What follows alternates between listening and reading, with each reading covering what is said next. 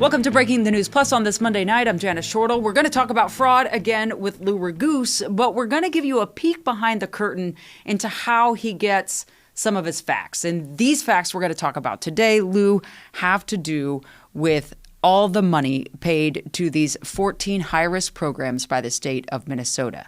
And I want to go back and tell folks, you asked for this information you're about to share with us on December 18th of 2025. Yes. It's taken about 4 months to get it through Minnesota's data practices law. Yeah, this is how actual journalists do it. You request the data, takes time to get it back, but you need that data to show you, the viewer, where your proof comes from. Mm-hmm. And so you mentioned the December 18th. That was when Joe Thompson, the acting U.S. attorney, got up and gave a press conference where he said that these 14 high-risk for fraud programs that receive Medicaid or pay out Medicaid reimbursements totaled in payments $18 billion since 2018. Okay. And then he estimated that up to half of that could be fraud. And that number is important because this specific press conference on December 18th, when Joe Thompson gave that $18 billion number and then that $9 billion number, everybody from local influencers, national influencers to the president started to use numbers from that press conference to kind of suit their political motivations. Right. But you've been looking at the actual data. Yes. So now what can you tell us based on what we know right now with that data? Okay. So since then, 2025's billing has been a little more finalized and the number has actually grown. So it's not 18 billion, it's actually 20 billion. Okay. According to this real data, the real numbers from the Department of Human Services. 20 billion is what we have paid in total Yes. to fraudsters and real people Yep, it since includes 2018. both. And that's impossible for us to say what percentage of that is fraud. But we can show you how it grew, and that is where they are looking at red flags for fraud. So, for example, here is the graph, which is all 14 programs combined. In 2025, Minnesota paid $4.32 billion to these 14 high-risk programs. That is more than twice as much as it paid in 2021 when it was $2.06 billion. Okay. So is it realistic that more than twice as many legitimate services were rendered in 2025 than were in 2021? It's probably not realistic. Correct. But how much of that jump is fraudulent and how much is legitimate, that's something for investigators to figure out. But just looking at this, you can see how it was pretty steady for a number of years and all of a sudden incremental, exponential growth. Really since the pandemic. So they stay steady in 2018, 2019, 2020.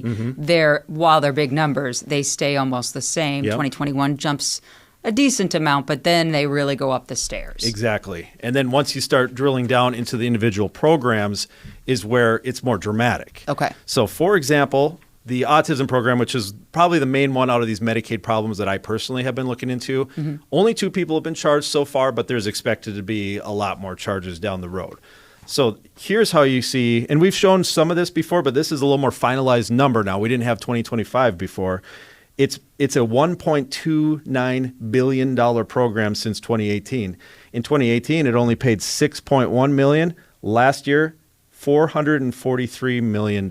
Yeah, that's more than a red flag. That's like 46 burning dumpster fires to go from 6 to 443 million in just and even a span. The middle point here in 2021 is when it really started to jump. 2020, it was 38 million. It jumped to 83 million the next year. Is every program as dramatic as the Autism Services program? They're not. And remember, all of these programs are flagged for potential fraud, but not all of them are as blatant.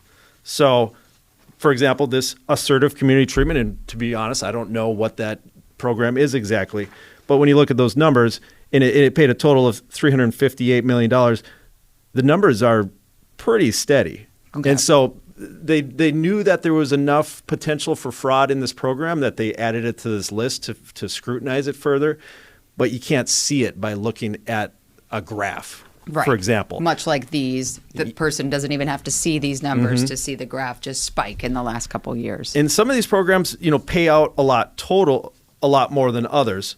For example, we talked a lot about PCA, which is personal care assistance, which is when a helper comes into the home of a disabled or an elderly person and helps them with day-to-day tasks.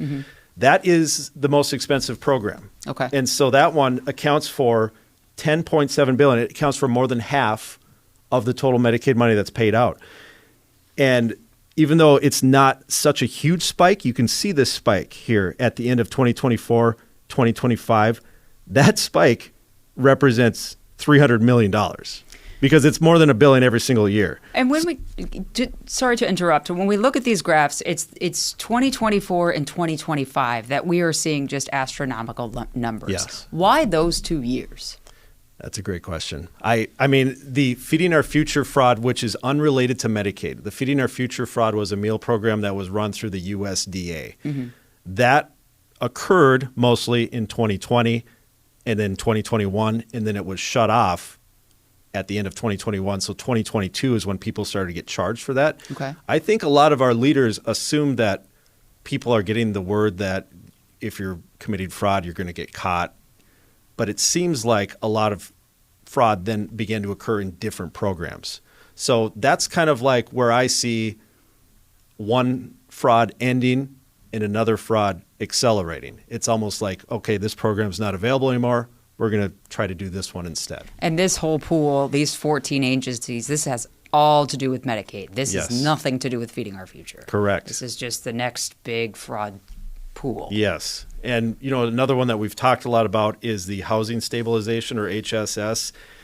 Joe Thompson, again, has been on the record as saying that to him, he's seen most of it as being fraud. And it was so fraudulent that Governor Walz completely shut down the program last year.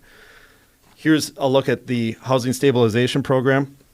We now have a total amount of $338.9 million paid out through this program, which authorities have said is majority fraud. Right, because if you look on that one, that just goes back to 2020. We paid $3 million as a state to housing stabilization in 2020. Yes. In 2024, we paid $109 million. To any accountant taking a peek at this, again, that's not a red flag. That's a dumpster fire. And if they hadn't stopped it in 2025, it would be even higher. They stopped it once it reached $72 million in 2025.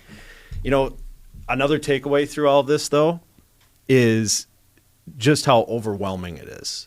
There are so many providers billing in each program that, to me, it seems like it would take 1 million investigators to look into it all and sort out all the fraud. And that's probably, you know, it's a part of the discussion that is falling under partisan lines right now because this wound is so deep of how do you fix it? You know, the governor has said he wants to do X, Y, and Z and get just the right people under the hood and not so many people under the hood. But to your point, I mean, this mess is so big. You would have to have so many forensics like accountants come in for a decade, it seems like. It seems like. And that the point that some of them make, and Joe Thompson has said this as well, but in what the politicians need to do and are trying to do is to fix it on the front end, to make it so that it no longer can be fraudulently billed. Right. There are going to be fraudsters that get away with it, no matter how many people they charge here within the next year or two. Right, because charging is after the fact. And Minnesota, you know, you and I are residents, we pay taxes, needs to get serious in terms of, I wish they would just sit down with the Joe Thompsons or the prosecutors and be like, what would you do to fix this? And not just have a partisan lens looking at it, or it's seeming like a partisan lens. Yeah. And there's, you know, in the legislature right now, there's so many different ideas, you know, ranging from updating the software, which seems like it needs to be done. Right. I think that one has bipartisan support. Yeah. Like, this is an aging infrastructure that doesn't work. All the way to, you know, an inspector general who will investigate stuff as it occurs. Right. And so there's so many different ingredients that need to be done to get a grip on this. But here now, as the public, we have a sense of what's been going out the door every single year. You know, and you are a person that knows what it's like to cover this from start to finish. Did it with Feeding Our Future, doing it with these autism centers at this point.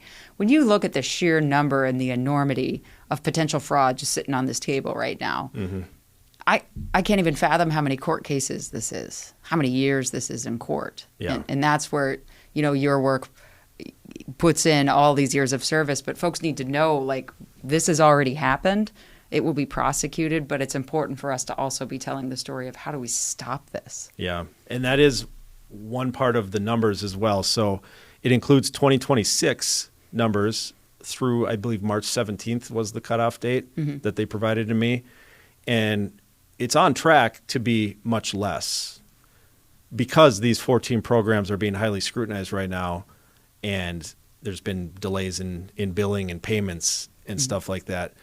But I think that if you extrapolate the numbers, it's not going to come near this $4.32 billion from this year. It's going to return more to around these numbers right here. Yeah, and we hope that when it does, because I know you've done the stories too. We've had the I-Team producer, Kelly Dietz, in here. There are actual Minnesotans who need these programs. Lots of them. And use them to stay alive and healthy. You've met them. Mm-hmm. And because there's so much of this, their healthcare is at risk. It is. Their lives are at risk. And their livelihood, their sense of having a roof over their head. And yeah, there's a lot at stake.